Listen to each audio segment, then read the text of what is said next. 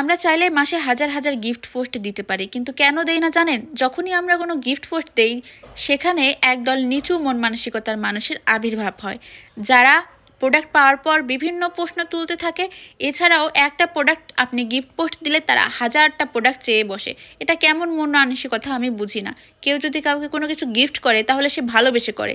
তার মন্তব্য করা বা তাকে নিয়ে বিরূপ মন্তব্য করা, এটা কোনো সুস্থ মানুষের স্বভাব হতে পারে না। আমি কখনোই আমাকে কেউ গিফট করলে কখনোই বলি না এটা এমন হয়েছে, পছন্দ হয়নি, এই কথাটা কখনোই বলি না।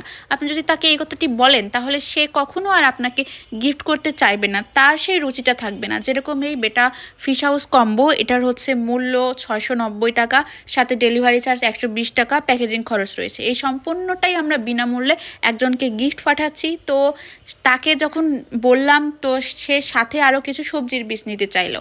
আমাদের এই ওয়াটার গার্ডেন কম্বো, সবজি ফুল কম্বো, এগুলো দুইগুলো আলাদা জায়গা থেকে ডেলিভারি হয়। সবজিগুলো এক জায়গা থেকে, ওয়াটার গার্ডেন কম্বো আরেক জায়গা থেকে। তাই আমরা তাকে বলি যে আপনার পার্সেলটা পাঠানো হয়ে গিয়েছে, এটা তো আর দেওয়া সম্ভব না। এরপর সে আমাদেরকে 1 থেকে 2 দিন পর আবার নক করে, এমনভাবে অ্যাপ্রোচ করছে যে কেউ কিনলেও আমাদের এভাবে বলে না যে আপনি পার্সেল নাকি পাঠিয়েছেন, এখনও পেলাম না কেন।